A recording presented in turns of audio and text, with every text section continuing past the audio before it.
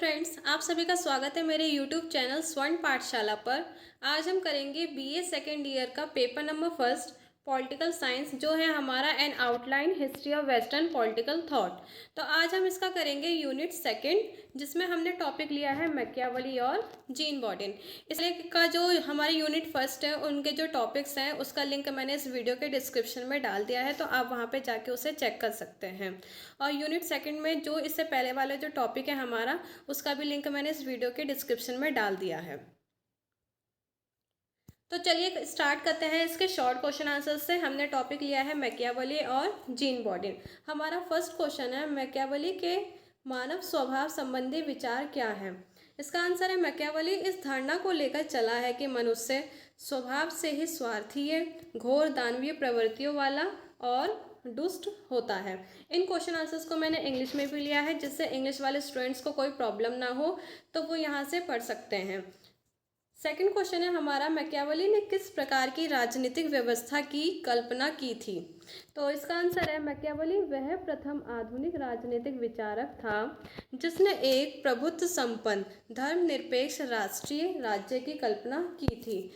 धर्मनिरपेक्ष का मतलब होता है किसी एक धर्म को इम्पोर्टेंस ना देकर सभी धर्मों को इक्वल मानना। नेक्स्ट क्वेश्चन है हमारा, मैकियावेली की रचनाओं में किस तत्व की प्रमुखता दृष्टिगोचर होती है। आंसर इसका, मैकियावेली को जन्म ज्ञान और बुद्धि के पुनरुदय के काल में हुआ था।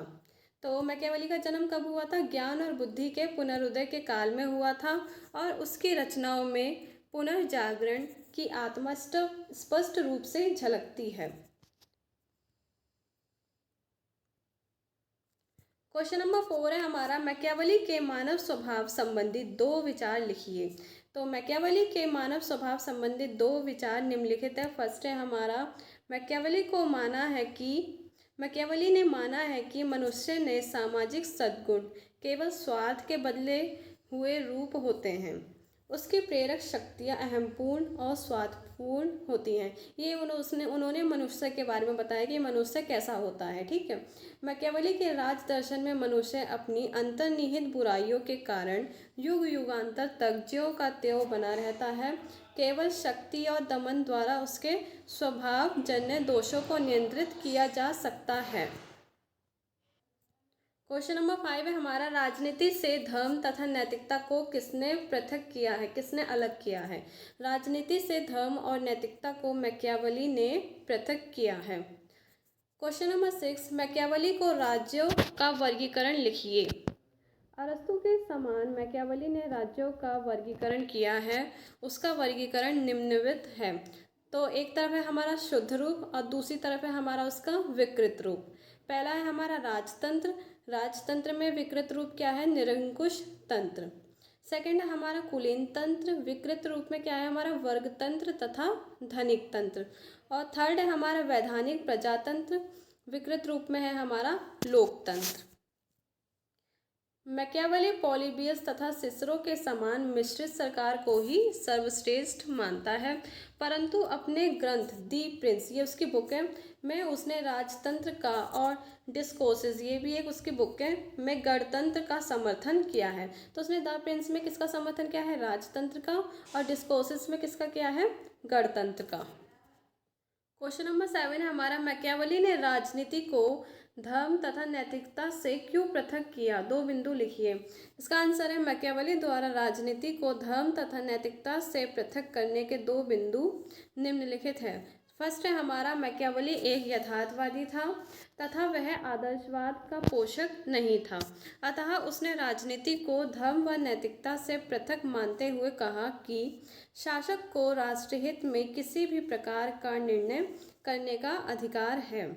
सेकंड है हमारा, समाज का हित और राज्य की सुरक्षा का विचार मैकियावेली के लिए सर्वोपरि था।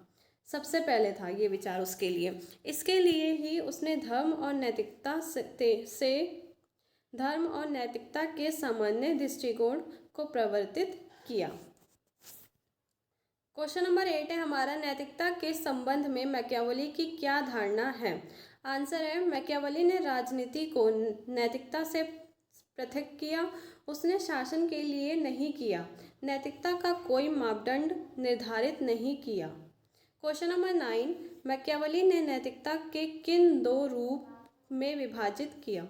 आंसर है इसका, मैकियावेली ने नैतिकता को निम्नलिखित दो रूपों में विभाजित किया है। फर्स्ट है हमारा व्यक्तिगत नैतिकता और दूसरा है हमारा जन नैतिकता।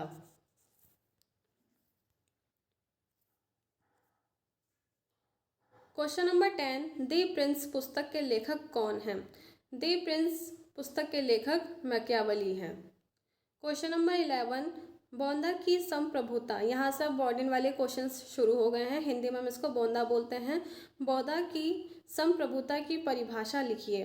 तो बोंदा के अनुसार संप्रभुता नागरिकों और प्रजनों के ऊपर सर्वोच्च सत्ता है जो कानून द्वारा मर्यादित नहीं की जा सकती है।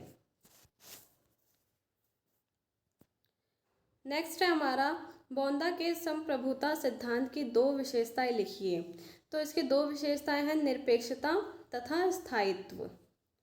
नेक्स्ट है हमारा, बोंदा दासों को छोड़कर राज्यों की संख्या को कितने भागों में विभक्त करता है? तो बोंदा राज्यों की जनसंख्या को दो भागों में विभक्त करता है। फर्स्ट है हमारा प्रभु और दूसरा है हमारा नागरिक।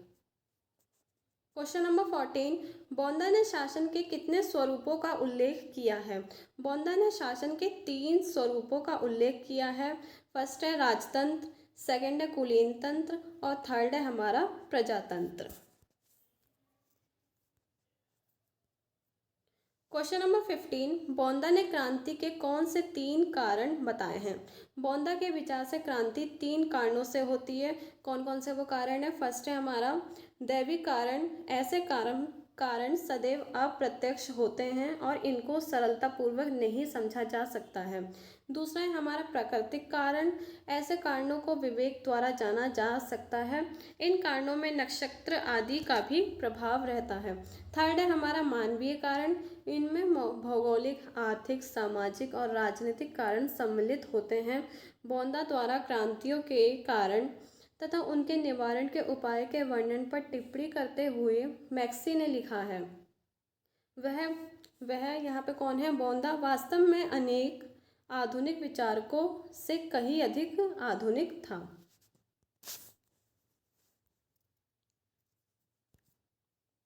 क्वेश्चन नंबर 16, बोंदा की राजदर्शन को क्या देन है? राजदर्शन को बोंदा की देन इस प्रकार है। ये यहाँ पे थोड़ा सा गलत हो गया। फर्स्ट है हमारा, बोंदा ने सर्वप्रथम राज्य और सरकार का अंतर स्पष्ट किया है। बोंदा ने राजनीति पर भौगोलिक और भौतिक तत्वों के प्रभाव का वर्णन किया है। ये यहाँ पे थोड़ा सा हमारा, बोंदा का संप्रभुता सिद्धांत राजदर्शन को उसकी सबसे बड़ी एवं प्रमुख देन है। फोर्थ है हमारा, बोंदा की ऐतिहासिक और तुलनात्मक पद्धति भी एक प्रमुख देन है। कानून और नैतिकता में अंतर करना और दास प्रथा की आलोचना करना भी बोंदा की एक उल्लेखनीय देन है। बोंदा की इन देनों में संप्रभुता के सिद्धांत की देन सबसे महत्वपूर्ण है।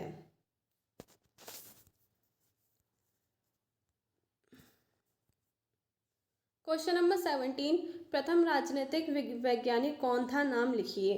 प्रथम राजनीतिक वैज्ञानिक थॉमस हॉब्स था। यहाँ से अब थॉमस हॉब्स के क्वेश्चन स्टार्ट हो जाएंगे जो हम नेक्स्ट वीडियो में कंटिन्यू करेंगे। और अगर आपको इस वीडियो की PDF चाहिए तो इसके लिए आप मेरा टेलीग्राम चैनल ज्वाइन कर लीजिए जिसका लिंक मैंने डिस्क्रिप्शन में दे दिया है।